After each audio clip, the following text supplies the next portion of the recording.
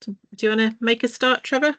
Excellent. Right. Introduction. Well, first, I guess to introduce myself for anybody who's new to these webinars. I'm Trevor Clements. I'm Learning and Development Principal with Hertfordshire Building Control. And delighted to say we've got a presentation from LABC Warranty today, being made by an old friend of mine, Craig Yules. And Craig joined Warranty about 8 years ago as Regional Account Manager. And I know from personal experience, because in those days I was head of business development, he's a very safe pair of hands, very knowledgeable chap, and I have every expectation of a very interesting and informative presentation. So yeah, LABC Warranty, of course, a great partnership with local authority building control, brings so much to the party in terms of how we compete against the private sector and provide a fully joined up service working together to support the house building industry, and it's going very well, and we're making some great inroads there during Craig's time. I don't know if that's a coincidence, Craig, but either way, it's all going well. But anyway, I won't witter on too long. It's not my show today, it's yours. So from design to defect, take it away. The floor is yours. Thank you very much, Trevor. It's probably one of the nicest introductions I've had for a very long time. I have been doing this for a while now. So yeah, no, very much appreciated. Thank you for having me on. It's a bit weird being able to present to an audience and not actually see any faces. So this is a new one for me. Normally I'm in some form of auditorium or at least having a coffee and a biscuit across from a client. So this is always quite nice. Tagging along with me today, I've got one of the senior risk management surveyors, Rob Safe, who covers one of the patches across sort of Southampton, Portsmouth, Isle of Wight area. Rob's kindly joined to help answer some of the more technical questions that may come up following this presentation. What I would say is, look, if there's any questions that come up during the course of the presentation, feel free to drop them in the chat, but we will open up the floor, and Rachel will no doubt manage that accordingly. So yeah, appreciate your time, and I'll kick off. Hopefully you can all see my screen.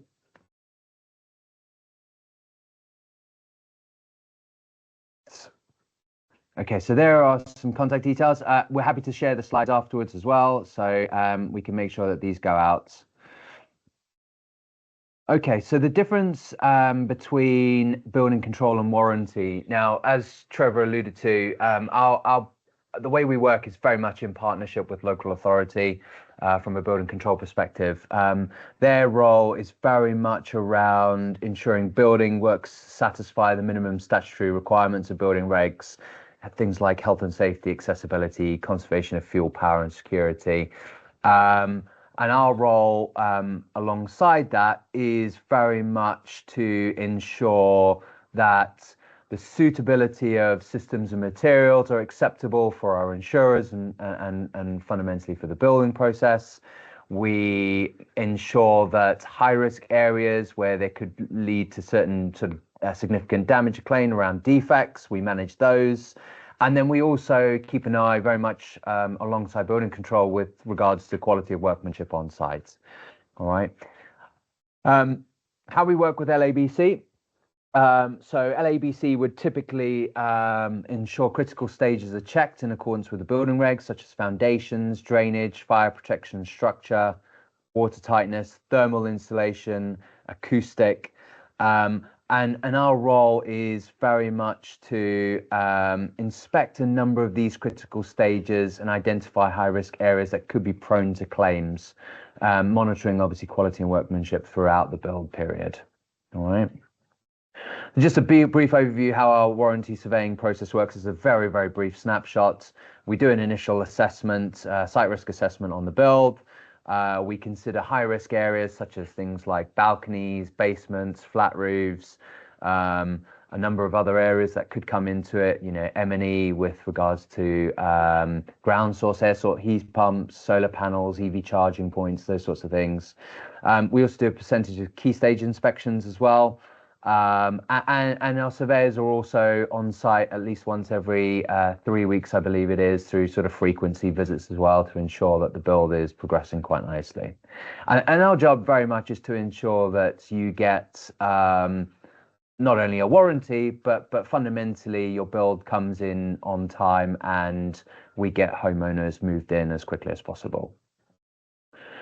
All right, so we've been around since 2007. Our relationship was born as very much as a working partnership, and we've always done that with local authority. And our role is really to ensure that alongside local authority, we can provide secure and a reputable structural warranty through our AAA rated insurer. Our partnership together means that we can provide building control and warranty cover throughout England and Wales. And I think at last count, we're around about 3,500 surveyors through that network for both building control and warranty. So significant coverage there. Just a bit of a kind of brief snapshot in terms of what we cover. I mean, we look at a number of products, everything ranging from sort of self-builds through to completed builds, high value, so high-rise schemes, now obviously with significant input through sort of BSR applications. We look at your low-rise schemes, so your typical housing, and everything from private open market sale through to rental through to social housing.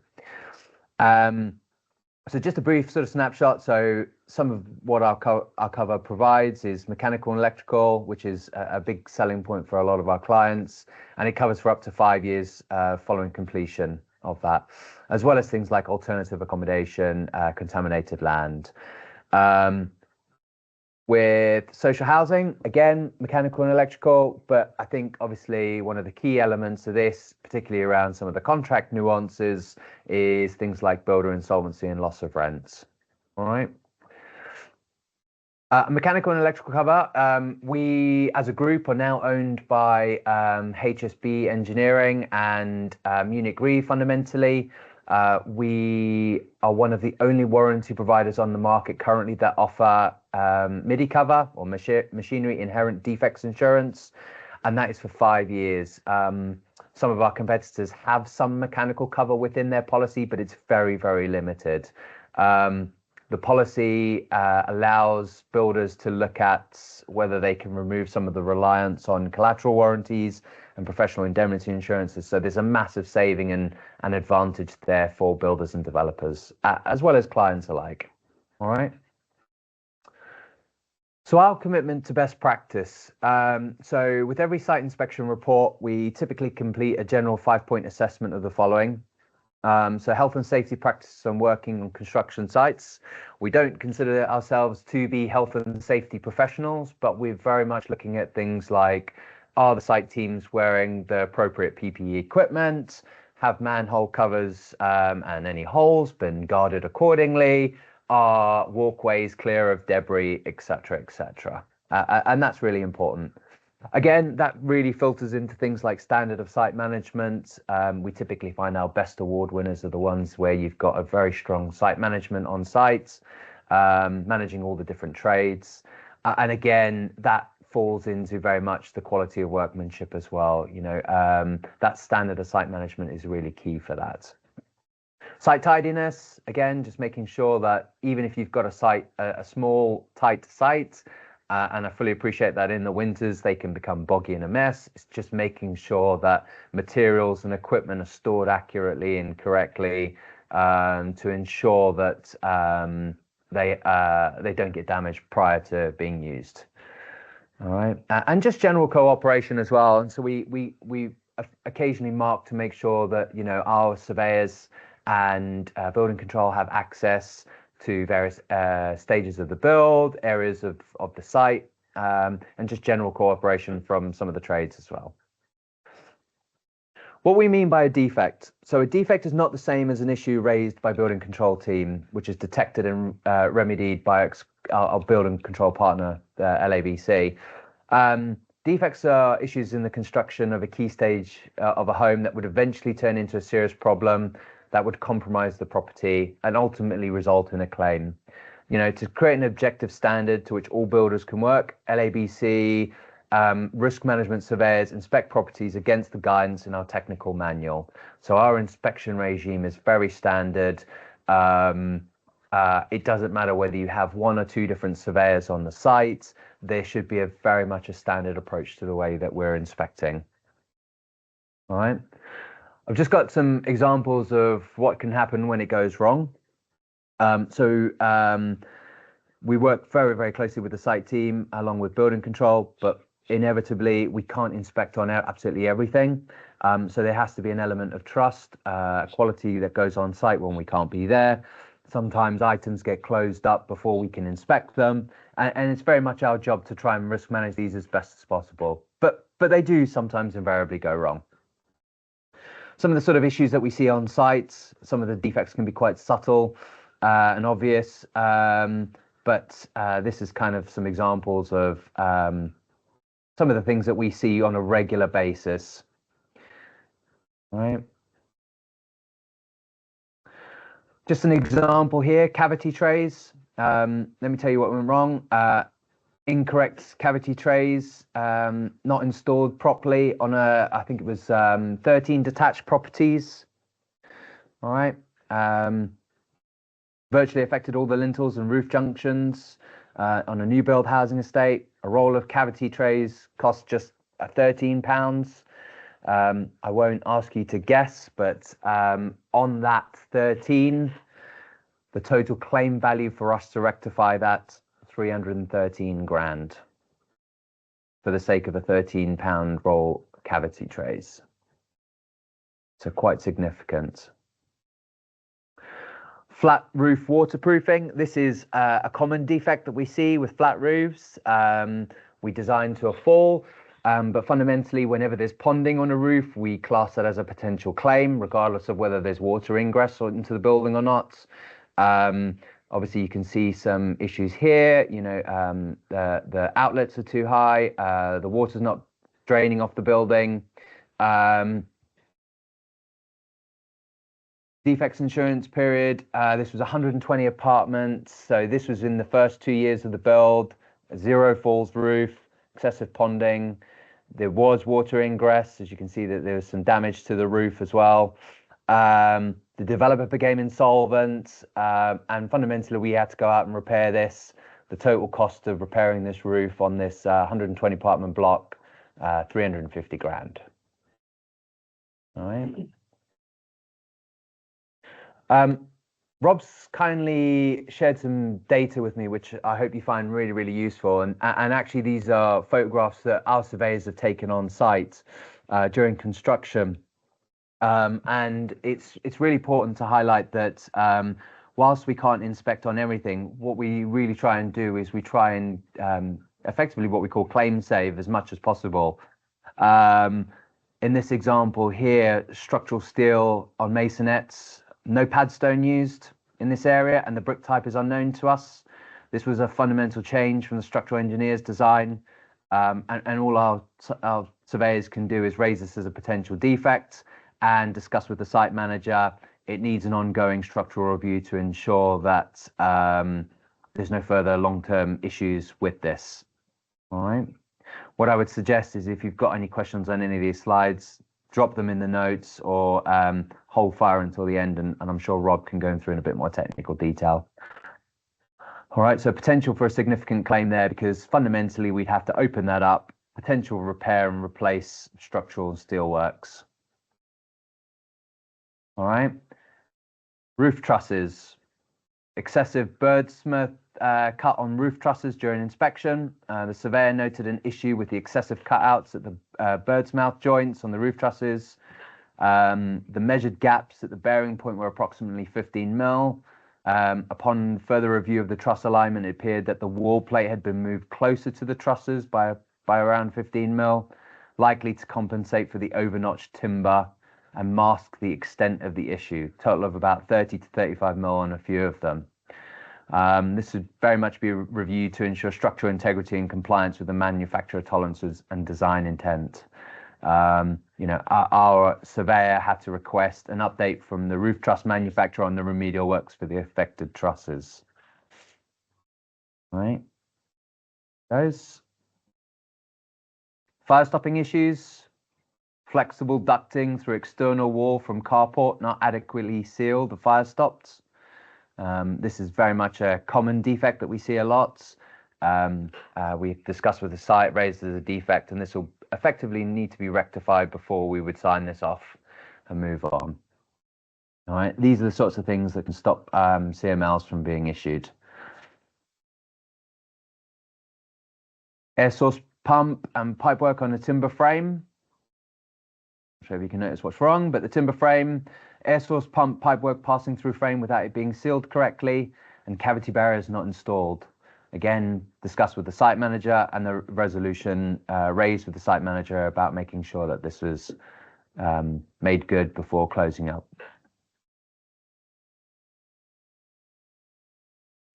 This is actually one of Rob's, so I'm sure Rob will go into a bit more detail on this. But fundamentally, what we've got here is a foundation inspection carried out. I think Rob was actually covering the surveyor that was on holiday at the time, and checked the foundation plan and engineer's notes. On arrival, he saw that several areas where the formation of the foundation crossed between sand and clay. Carried out a check of the clay and found that it could easily push finger in 25-30 mil into it, and in areas of the soft clay spanned up to 2 meters and was located at the corners of foundations. Surveyor also grabbed a metal rod and could easily push this in over 300 mil. The clay had similar consistency to butter, I think Rob described it as. Discussed concerns with the site manager and ground worker. Again, pressure on site. They explained that where small pockets of clay were, the structural engineer had agreed reinforcements can be used to bridge this between the sand and gravels. And he was not happy with this, as in areas of soft clay was present up to 2 meter spans and present at corners of the foundation, so felt reinforcements would not be adequate. I know Rob shared with them table 10 with the improved document A, which explains where fingers can easily be pushed in over 25 mil, and that specialist advice is required. As the site managers were unsure and reluctant to cancel the concrete, again, we see this a lot where time pressures and constraints.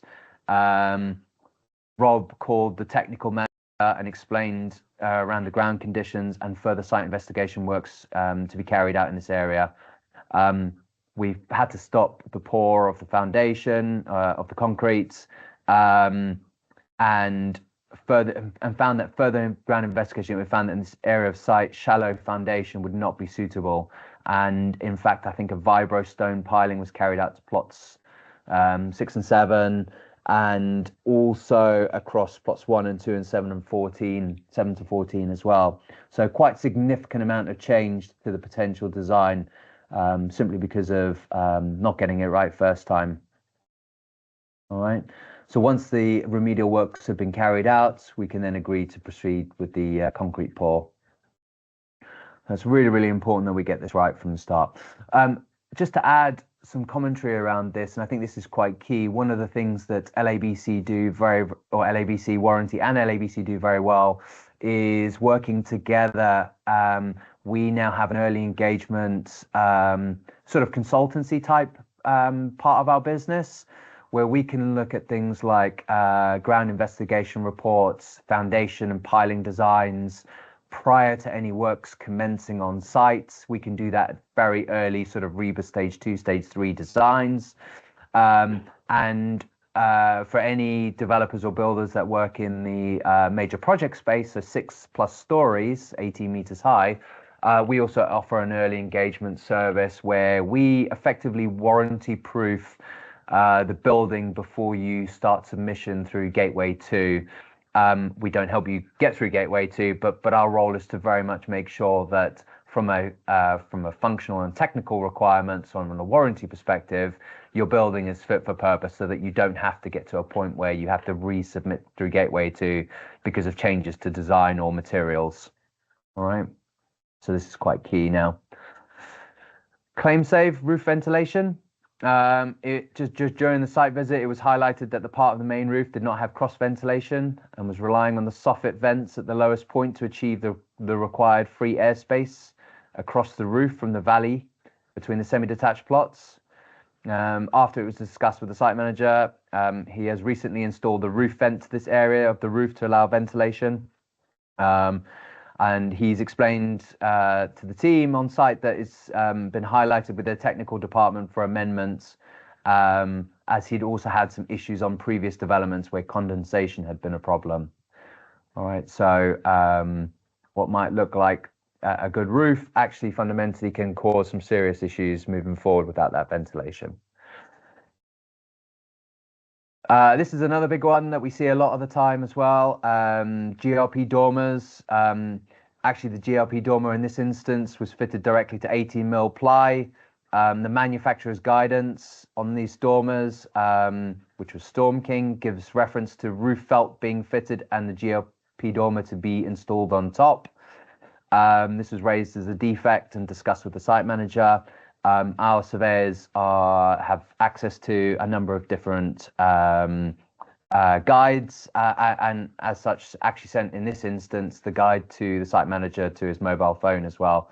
And I think it's really, really important that whilst we go through these builds and these sorts of claims is that we ensure that manufacturers' guidance are adhered to in the strictest possible way to ensure that we don't get any claims moving forward.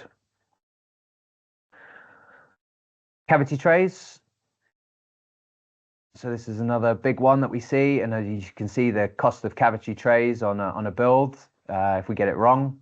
So this one, during the first pre-plaster inspection on site, the surveyor noticed where the feature stone heads had not been installed to protect from damage. The blown cavity fill was not visible within the cavity behind. Upon further inspection inside and out the dwelling, it came to light that the bricklayers had made the decision to install secondary cavity trays above the primary trays upon the lintels. However, this wasn't taken into account by the cavity insulation installers, as the drilling pattern did not make allowance for the secondary tray. As a result, large cold spots were created.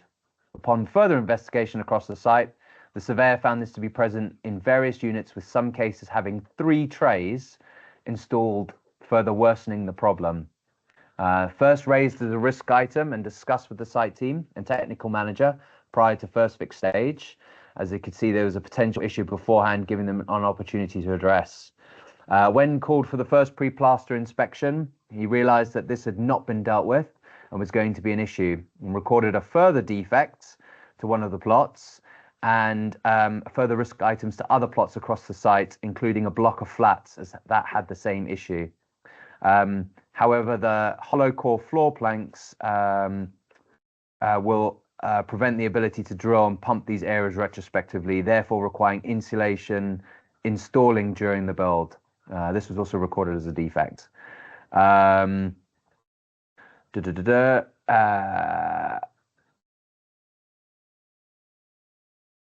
Yeah, so works in this instance are still progressing with the site team and technical manager, working in conjunction with the cavity insulation installers, highlighting on site the additional areas that require pumping.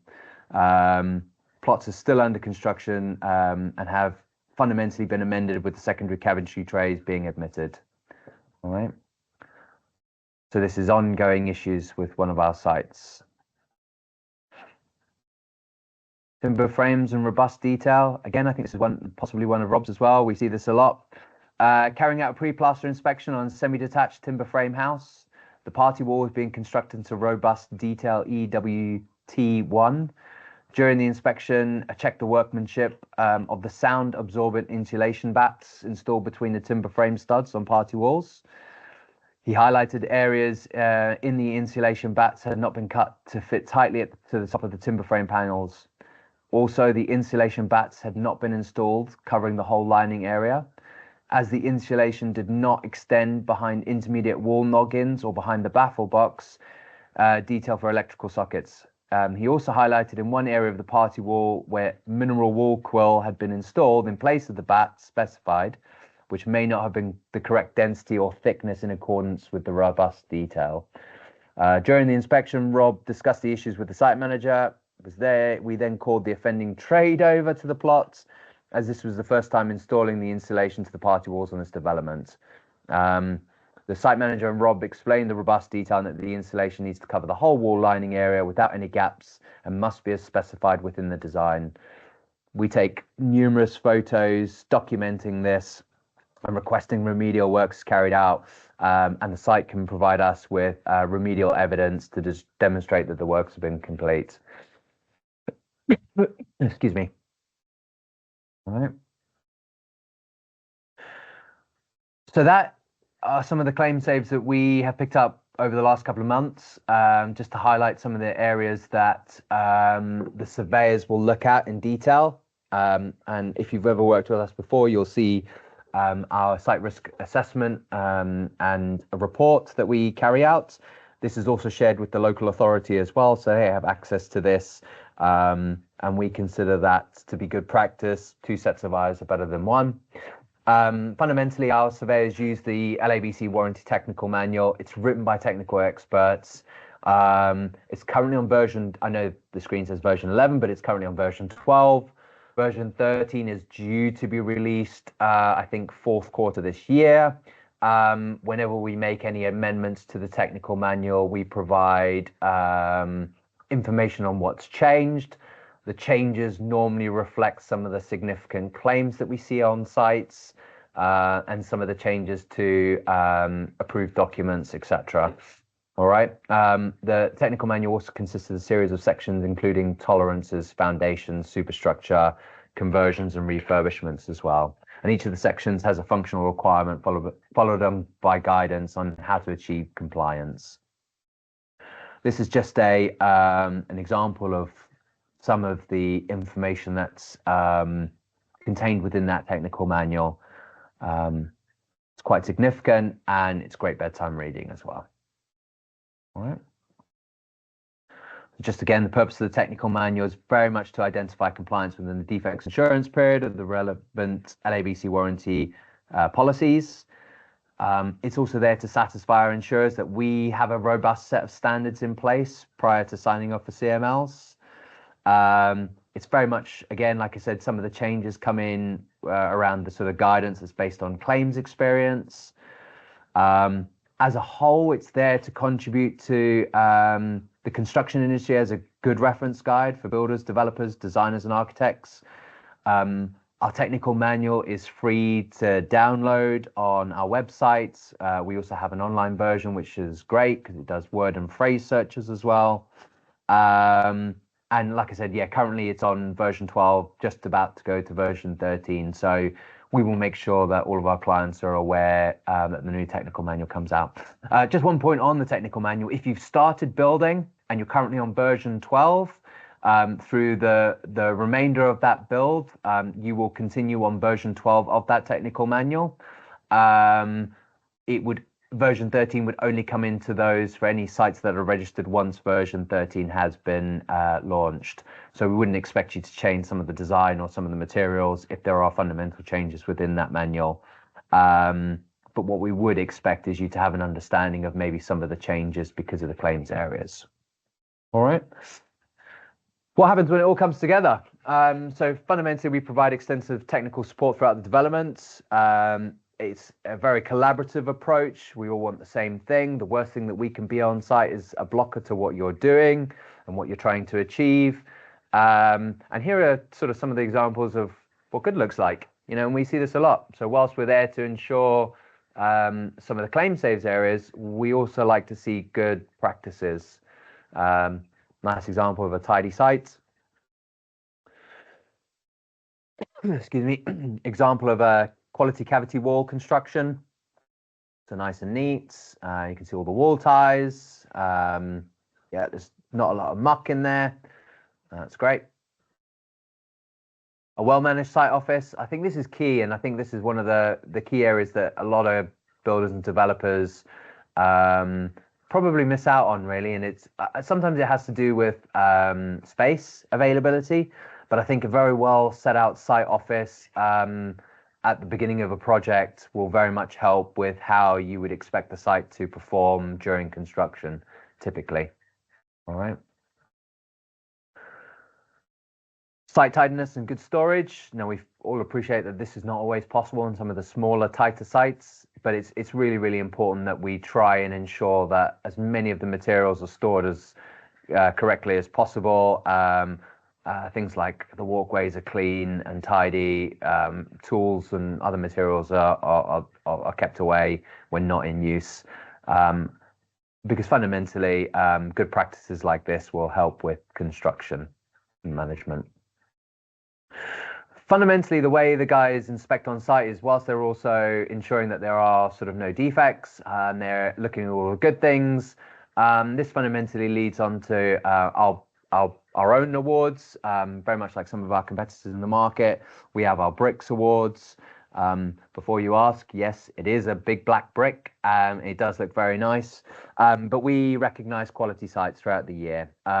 We, like my colleagues and myself, will go out to sites to award builders and developers who are performing during the course of the year, and that recognition then gets you into the sort of long list for our year-end bricks awards. We also recognize quality site managers as well.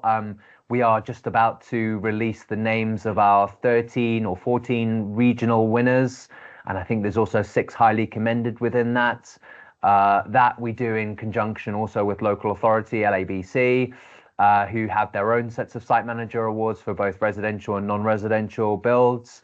We will present those award winners on sites and then celebrate them at the LABC awards event, which is typically held at the end of January as well.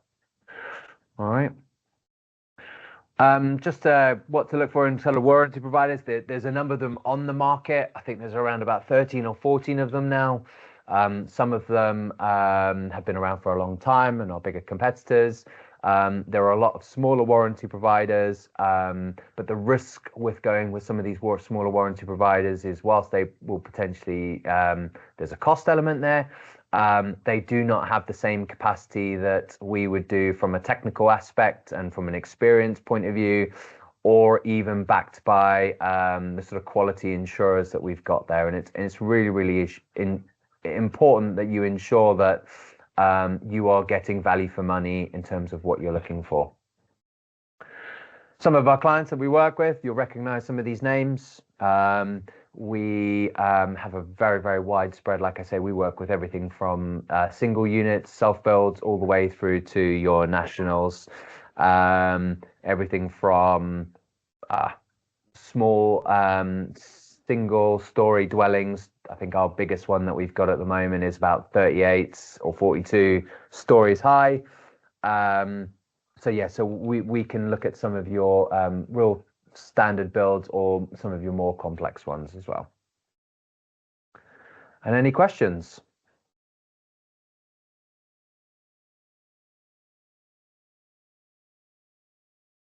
Thanks very much for that, Craig. Really, really interesting. The examples really did highlight how useful it is when you've got sharp-eyed surveyors on site intervening early to spot these defects before it becomes expensive and inconvenient, especially if a property is occupied.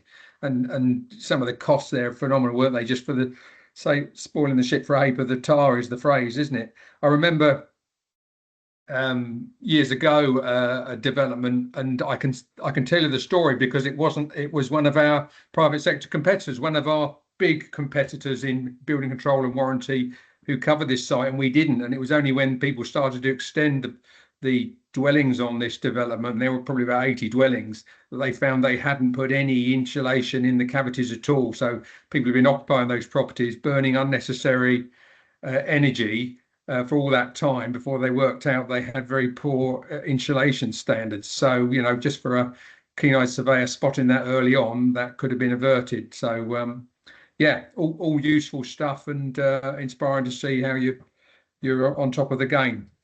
Have we got any questions? There weren't many when I last looked, but there's one that went into the chat about the green paint. What was the green paint on the steel for? So Rob's answered in the chat, but maybe Rob, you want to go into that and answer that question for everybody?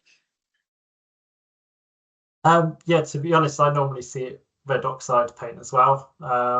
But with that kind of steel, I would be sort of considering the fire rating of it, because it's got to achieve the 30-minute fire resistance for structural integrity, given it's supporting the wall upstairs.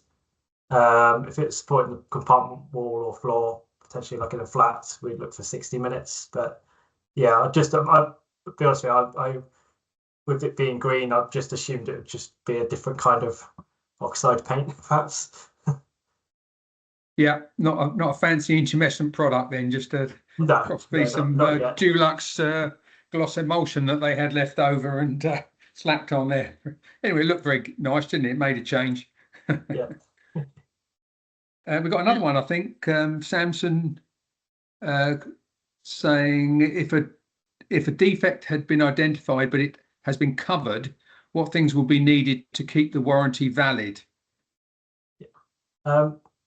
So we're asked to monitor any defect we raise, and we do this weekly. So we get a report and it details every defect that we've got open in our area, and we'll then email the site management to request photo evidence if it's agreed, or we may then think actually we'll go back to site this week and try and re-inspect. If it's covered in, then we may insist on opening up works, particularly if its potential claim is quite severe or it has any implications for health and safety, because we need to make sure it's right. So it might mean opening up works, perhaps taking some bricks out to check the cavity trays being corrected, or checking the fire stoppings being installed correctly and things like that. But it depends on the severity of it, how we manage that.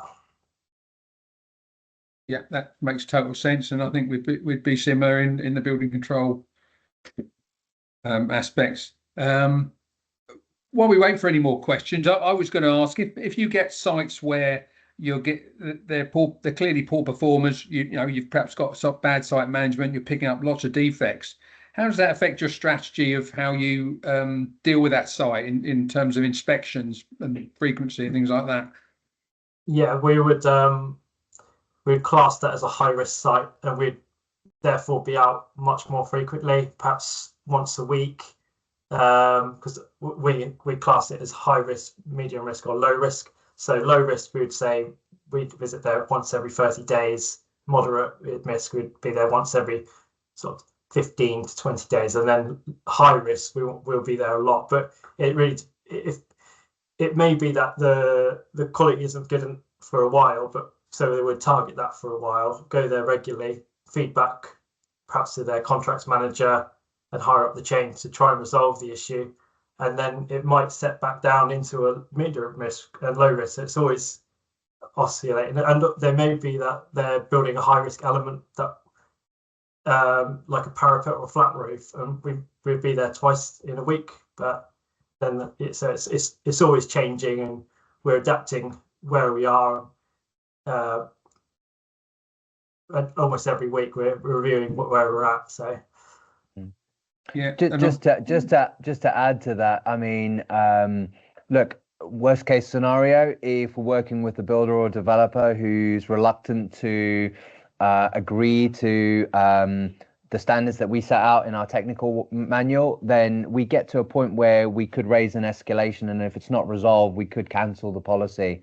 And this can financially impact clients, right? We deal with a lot with social housing providers where they've appointed a contractor, and we're really keen to ensure that the end client is fully aware of what's going on site during construction, because we really want to make sure that builders and developers are not hiding what's going on site from potentially the end user, right? So it's really, really important that the relationship we talk about, we don't talk about just site, but we talk about the bigger picture. And so we're really key to make sure that those relationships are on point, and that's why when we go through the surveying process, Rob and the senior management team will get involved in some of these high risk cases to ensure that we can effectively manage them before we get to kind of worst case scenario.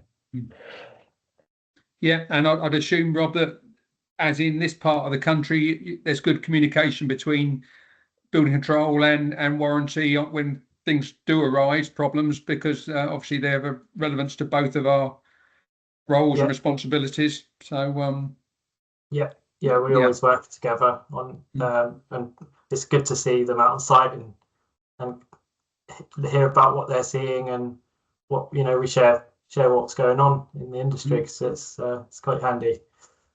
Do you dig up much ordnance down your part? I see you're working in Southampton and Portsmouth around that way. You ever any of your excavations ever have to get closed down because of I was on site items? I was on site last week in what's called, I think it's Bombers Alley in Portsmouth. Oh, really? And it's a new development. But whilst I was there, there's a fancy, I don't know what it was. It's like a big truck, and it was scanning the ground to 10 meters. So it dug like loads and loads of tube holes. Then it sticks a tube in, and it sort of sends sonar down there, and it can detect exploded bombs. So that's quite interesting. I bet it is. It brings a new aspect to contaminated land, doesn't it? We certainly don't have to worry about that in leafy Hertfordshire, but there you go. Makes life interesting, no doubt. Great. Well, what we've been drawing a bit there. We've got some more questions coming. Mark Rose. Hi, what's the most common type of claim you encounter? I'm guessing damage from moisture ingress or trapped moisture. Is Mark right in that, gentlemen? Yeah, I mean, fundamentally, the biggest area of claim comes from water ingress through walls and roofs, and typically you'll find most of these claims will come in within the first 12 to 18 months of the policy. So if there's an issue, we get to see that quite a lot, quite regularly. So moisture ingress. Rob, I know you presented previously. I mean, there's some other key areas of claims, aren't there, that come up on a regular basis? Yeah, we do get informed a little bit on what sort of claims are coming in. It's particularly the high risk elements, and that's why we consider them high risk. It's flat roofs, it's parapet detailing, it's balconies, roof terraces. Again, moisture ingress is the big one. We also get quite a lot of issues with timber floor structures, so floor squeaking, and also another area which we do get involved a lot with is sort of more minor stuff, so which should really be is more picked up in the 2-year builder insurance periods, but it'll be like helping them determine what is acceptable under our tolerances or not, because that's still a cost for us to be involved in that process. Thank you. One from, or as much an observation as a question from colleague Steve Morrow. Nice to see you in the audience, Steve. I hope to catch up with you soon. The issue with the cavity trays would be very hard to identify if you're not on site during installation, which obviously isn't practical. Maybe photos of progression could be taken. I was always a fan of the clerk. Showing your age there, Steve. He was always a fan of the clerk of works to keep people on their toes. Yeah, how often do you see clerk of works on resi building sites these days? Well, maybe on the social projects. I don't know. It's a secondary question there.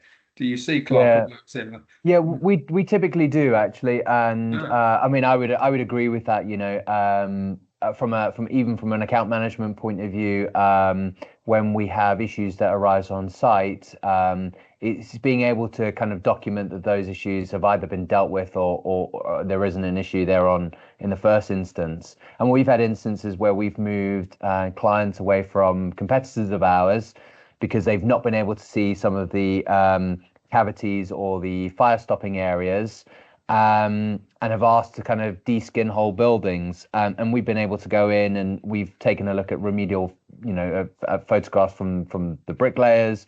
We've been able to open up certain elements of the build without sort of de-skinning the whole buildings, and have been able to move these across. So yeah, I'm a big fan of the clerk of works. As an account manager, we do see the clerk of works more on sites when it comes to social housing clients. typically because they appoint through an employer's agent who has a clerk of works. But fundamentally, there should be a lot of the time on some of the developments or developers sites, a contracts manager or a project manager who's there to oversee some of these things. So yeah, Rob. Yes. So yeah, well, with spotting issues with cavity trays, was that the question? Yeah, we make sure we benchmark the first plot thoroughly on site if it's a large development. So we'll be out there to check the cavity trays are going in on air bricks at the DPC level. Perhaps there's a radon barrier or gas membrane, so we'd want to go out and make sure that's all detailed correctly. So, and then we'd be at joist lift, where we can check that over lintels and meter cupboards, and then roof. So the first plot we do more what we call benchmarking, and it really sets the standard for the rest of the job. So it helps to set the standard early on projects like that. Okay, thanks. And yeah, Robert, a pertinent point there under new part L or current part L, not new part L anymore. We've got Appendix B, and we've got the requirement for the Morel report to be produced, which requires a record of all photos of critical elements and junctions. Of course, that's really for energy conservation part L, but it does go some way to preventing some of the defects that you showed in your case studies, like insulation issues and things like that. Obviously, we're relying on, to a large extent, on the SAP assessor to be going through those and checking those, because as far as I'm aware, building control aren't studiously studying every photo, but it's still a good point. Thanks for that, Robert. And another from Dennis, a question there, or is it Denise? No, I think it's Dennis. Apologies if not. What is the time period that you would not revisit the site or continue with the warranty if the site has been left dormant for a while and the work carried out has been subject to the elements for this period? So it sounds like an abandoned site, it's taking a bit of a hammering for the weather. What is the time period where you'd say, well, we're not going to carry on with that? It's been damaged. Yeah, it does vary. Typically, our standard policy would state that if a build has been dormant for 180 days, so 6 months, we would potentially cancel the policy. Having said that, we have a number of sites where builders may have gone into administration, works have stopped on site, there's a period of where the works are retendered out, and it depends on what stage of works has been carried out. So I've got an example where a builder went into administration, walls up to, I think it was a 10-story building, walls up to sort of 6 or 7 stories have gone up. Some of the insulation had gone in. What we would then do is we would do a site visit, have a look at some of the elements that may have been exposed during this period. We'd get manufacturers' guidance on those as to whether they need to be replaced or whether they're still fit for purpose. So it really does depend on the situation, and it does depend on the insurer's, capacity to whether they want to continue carrying on with the warranty. Because in some instances, the workmanship can be very, very poor. The builder's gone into administration. It may be a case that sometimes we unfortunately just have to make the decision to walk away. Unless I know in some extreme circumstances where we've had to get builders to knock down and start again. So yeah, it does vary, but typically our policy is 180 days before we'd review.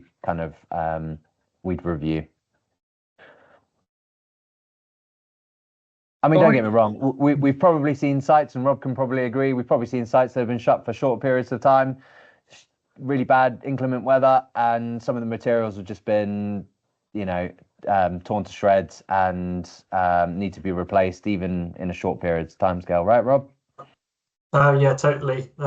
During COVID lockdown, that was a big consideration for us, is that a lot of builders, they got the roofs on and then they put the felt and batten on top to protect the trusses. But when you check the manufacturer's time periods for the felt, I think it was 3 months before the UV damage was too great. So when we got back from lockdown, it was going around and checking the condition of what had been left exposed for that period of time. So it is consideration. Yeah, thanks, Dennis. That's a good question. Are there any more? Don't think there are, unless there's any in the Q&A or anything. No, there's not. So shall I wrap it up then in that case, Rachel? Yeah, please. By thanking Craig and Rob for a very interesting presentation. I hope the audience found it worth their while.